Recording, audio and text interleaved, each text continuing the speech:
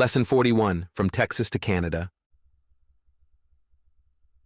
I recently moved to Canada, and I forgot to bring a few things, but one thing that I brought enough of are memories from Texas, especially about the burning heat of its summers and always being on the go.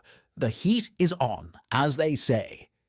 And not just because of the high temperatures, although the heat in Texas can sometimes feel equal to that of the equator.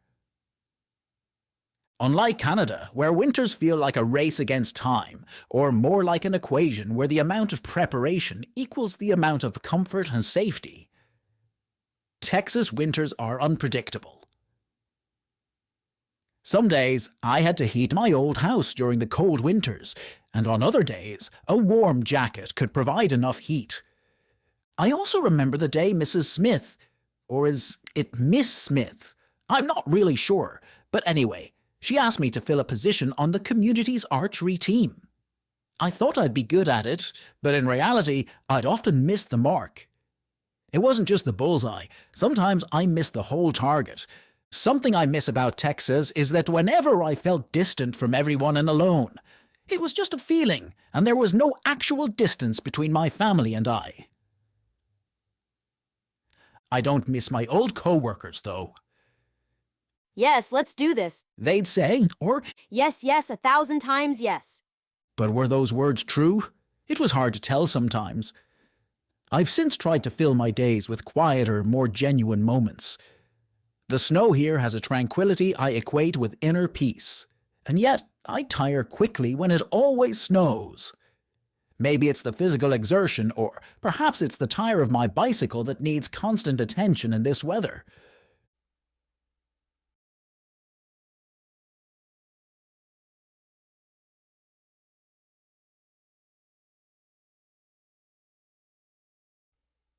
Lesson 42, Pineville. Lena and Lana had just flown from the bustling city to a small town in the east named Pineville. The town was far from their hometown, and the flight was among the longest they had ever taken. On their first day there, they decided to paint their new unit with sunset shades. They blended the reds and oranges in a way that certainly gave it a personal touch. The living room overlooked the town's central park, which was divided into several units designated for different activities. One day, while setting up their entertainment unit, they overheard two locals talking in a language they couldn't quite understand. Wanting to fit in and understand, they enrolled in a class among the other newcomers. Lena really liked painting, and one day she was painting a painting. She was on a ladder painting some fine details, and a fly landed on her nose. Startled, Lena lost her balance and began to fall, but luckily, Lana was there to catch her. She chuckled. Be careful, you almost fell. These buggers fly around everywhere during this season.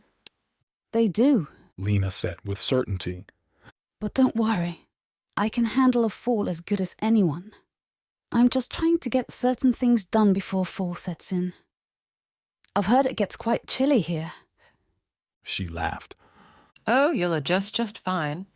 By the way, next week there's a town festival. You should come. It'll be a fine way to get to know everyone. And if I can't come, Lena joked. will there be a fine to pay? I'm certain there will be, and it'll be a fine fine, too.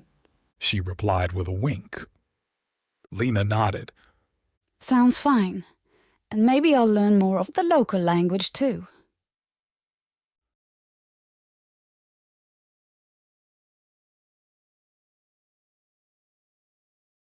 Lesson 43, The Starry Note. Jamie was a star scientist, and when she found a note nestled in the pages of an old book, it set her heart racing. The note detailed a celestial event that occurred once in a lifetime.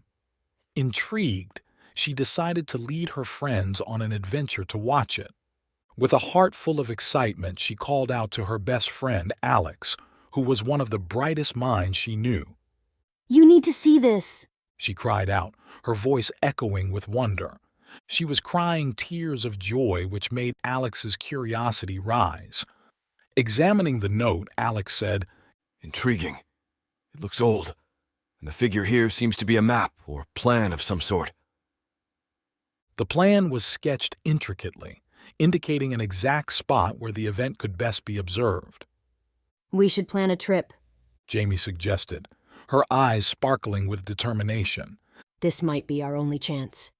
True, said Alex. My figures show that we should leave 3 hours before dark.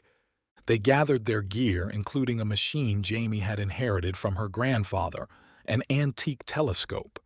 It was painted light gray with dark gray figures. To their surprise, the telescope was not light. It was heavy and made of lead. The heavy weight led them to mount it on a specialized stand. Their journey was long and the terrain unfamiliar. They used the map so much that it started to tear and they had to tape the tears. A few times they had to figure out different routes, often waiting for hours to ensure they were on the right trail. As the night approached and it began to get dark, they reached the spot noted on the old note. Setting up their telescope, they aimed it at the night sky. They pointed it true north. To their amazement, right above them, a star shone with brighter light than the rest. It wasn't just any star. It was the star, the main attraction of the celestial event. The sight was truly mesmerizing. The truth of the universe felt more real and true than anything they had ever experienced. Jamie thought about all the years she spent working as a waiter, waiting tables to pay her way through college.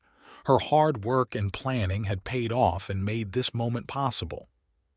Go figure. She thought to herself.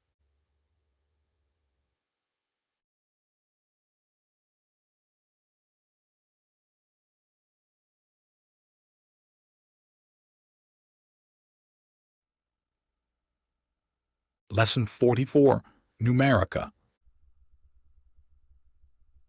In the small town of Numerica, a legend had lasted for 100 years.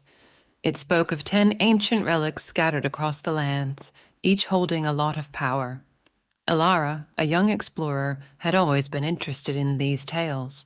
She remembered her grandmother telling them to her during her youth. She misses those days. One morning, she took the first step in her journey to find them. Starting from her home, she faced the west and began to walk. Every time she stepped, she would call out the number. 1, 2, 3, 4, 5. And so on, until she reached 10. It was believed that honoring the numbers in this way would bring good luck. By the time she reached the Forbidden Grounds, she had already collected relics numbered from 0 to 4. The 5th one was far out of reach. It was buried deep in the ground. Elara found the spot and began to dig, using her right hand to remove earth from the ground, and her left hand to hold it in place so it didn't fall back into the hole. The ground beneath her started to rumble, and to her surprise, the 5th relic floated up out of the ground from within the earth, presenting itself to her. She travelled through 6 villages, climbed the 7 peaks, swam across the 8 seas, and danced with the non-elders. But she couldn't find the 10th relic. Her interest never lessened, though. It was during a quiet evening when she came across an old map.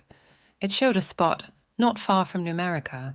Following the map, she discovered the final relic. Elara had done what no one else could. She had reached her goal, uniting all 10 relics and bringing prosperity to Numerica.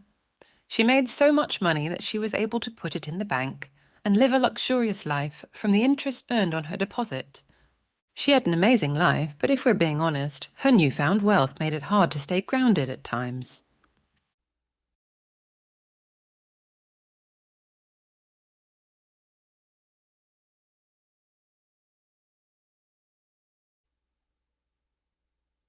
Lesson 45, The Tricky Tutor. All right, let's begin with numbers. Say 10 for me. 10? That's fine and common, but strictly speaking, 10 is a number and tin is a metal. Now, can you pronounce 6? Sick. It's 6. Good try. Say this. 16 sick teens excitedly examine 6 sick chicks. Don't pull a fast one on me, teacher. You want me to break my tongue so you can have a simple life with fewer students. Actually, I just want to hear you sing with your tongue tied in a knot. Let's try some other words. How about comfortable? Comfortable. Oh, that's a common mistake. It's comfortable, like feeling cozy or at ease. Don't let it trouble you too much. Many find it similar to trouble in pronunciation. Trouble? Yep. Now try again. Comfortable. Ah, I see. And what about travel? Is it like trouble? Good question. The beginning sound is the same, but travel is about taking a journey. Trouble is a problem or difficulty. Now would it be troubling if I asked you to say fast? Like running quickly? Exactly. Fast, as in moving quickly. But it can also mean to abstain from food, like during a religious fast or a diet. Oh, and verb? Like in grammar? Yes, a verb indicates an action or state. It is used to make other words too, like verbal, meaning spoken, or nonverbal, meaning unspoken types of communication. This is so much to take in. I need to listen carefully and practice. Or maybe you can lessen the pace of the lesson, okay, teacher? You mean to make less or lesser lessons than Lester last listed? Sorry, Lester leads. He lists the tasks, and I execute. Anyway, remember to always keep a simple attitude. Less stress and more practice make the process more comfortable.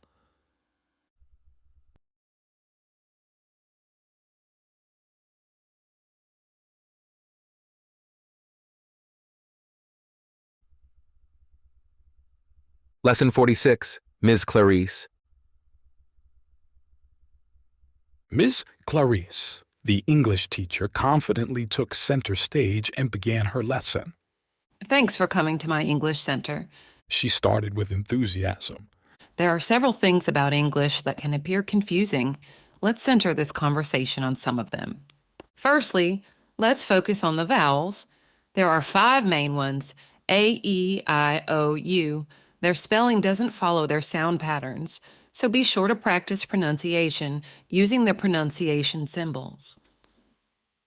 Moving on to direction words. Toward is often used to indicate the direction of something. If I lay my book down facing toward the window, it means the front cover is directed at the window. When you move your pencil tip toward the middle of your paper, you are centering it on the page.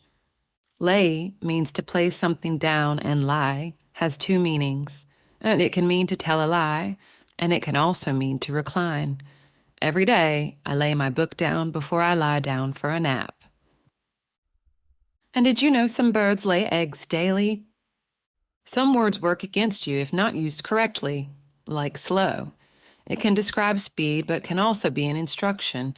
For example, slow down, or a slow and steady pace, which, by the way, will serve you well in the long run.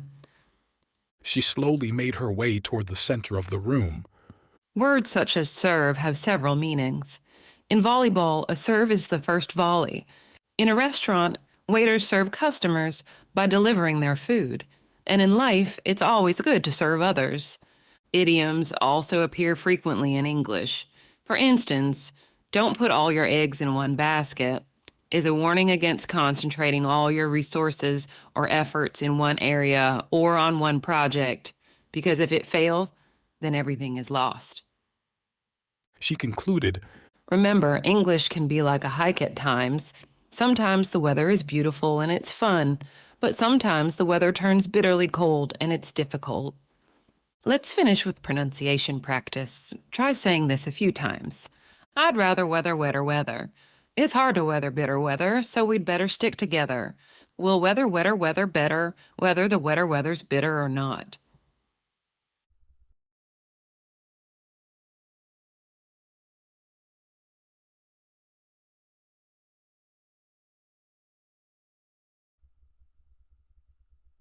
Lesson 47, Paul's Ball.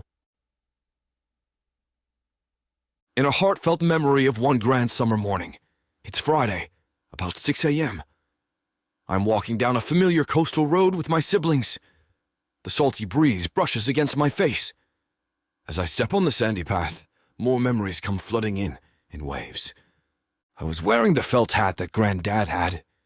I felt the felt, and my heart felt warm and happy. The road that we played beside was divided into two sections. One side was the pristine beach, and the other was a grassy area perfect for playing with our beach balls. On this particular day, as we were playing, I remember one particularly high wave I sent the ball into, causing it to drop suddenly into the water. It was lost forever, like a drop dropped in the ocean. That ball had been close to my heart, a gift from my grandparent. It really hurt to wave it goodbye, and every heartbeat seemed to amplify the disappointment we felt. There is a song that we used to sing while we played with the ball. Pete can't beat Paul's pigs. Paul's pigs dance on poles with bowls and balls. On big poles they dance with bowls and balls. They bob and pop with bowls on poles. Paul's pigs by Pete cannot be beat. In the grand scheme of things, the loss of a beach ball seems unimportant. Nonetheless, the syllable miss in misadventure always comes to mind when I remember that day. Even though we lost our beloved ball, the memory of that day is imprinted in my heart, forever reminding me of the joys and surprises life offers.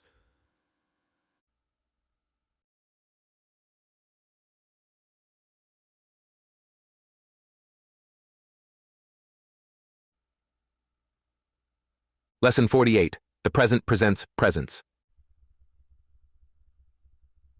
In the wide expanse of the ocean, a group of travelers set sail on a ship with a heavy engine. Each traveler had a different position on board: the captain, the cook, the sailors, and the dancers. The merchant who was there to sell had a sail on sail. Upon the sail for sail sat a snail in a shell. As the sun set, the ship's wide deck became a stage. A projector showed a dazzling light show, and the onboard dance troupe began to dance to the rhythm of the ocean. Their costumes, made of an exotic material shimmering in the moonlight, were a gift from a small village they had visited. The captain was about to present a documentary about their voyage. But first, he said, "Let's present a present to the presenters presently present." Then he handed the dancers each a beautifully wrapped gift, which to everyone's surprise contained a tiny engine, a fraction of the size of the one that powered their ship. Nearby, an arm reached out to position the projector better. The documentary showed various islands, some with wide sandy beaches and others with heavy forests. In one segment, a woman taught viewers how to arm themselves with knowledge about different sailing materials. As the ship sailed into the night, the travelers felt united despite coming from various parts of the world. They understood that every fraction of the journey was material to their shared experience.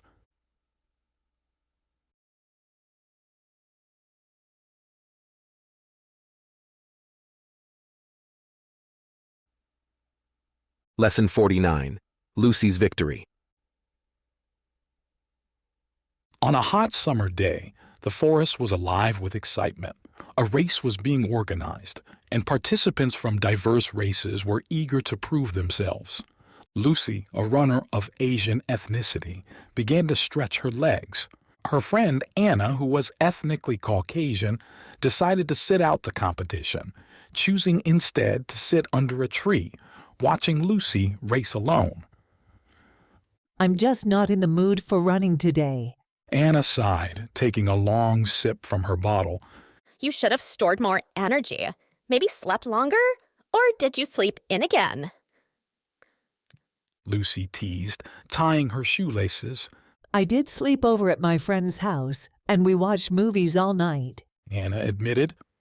"Besides, I always train in the winters. Summers just aren't for me, but I have a feeling there is something great in store for you today."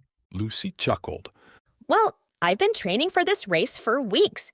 I even took out a loan for travel expenses, and my coach even gave me a leg up on the competition by having me train on the forest track.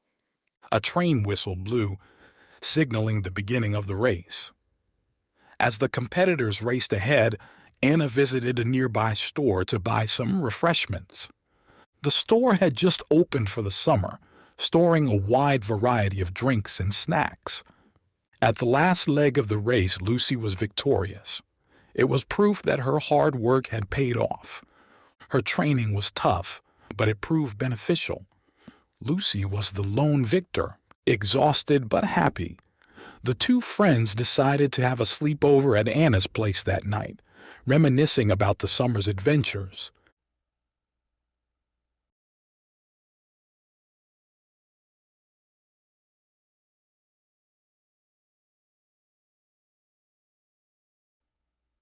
Lesson 50.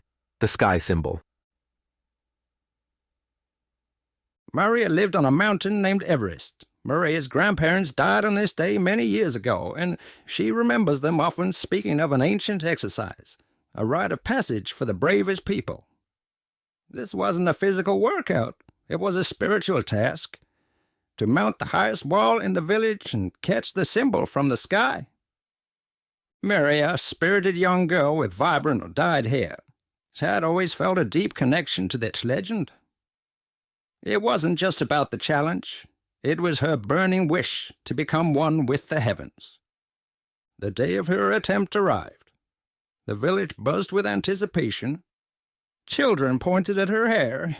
Its color changed using a special dye made from flowers gathered on Mount Everest, symbolizing her commitment to the quest.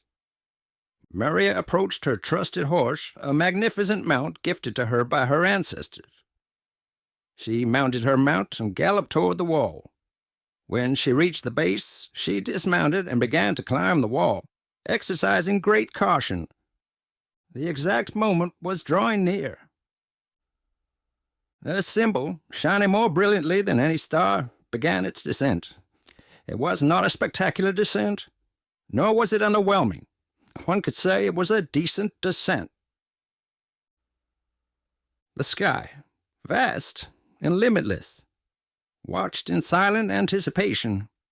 In a leap of faith, without the least trace of doubt, Maria reached out and her fingers brushed against the symbol.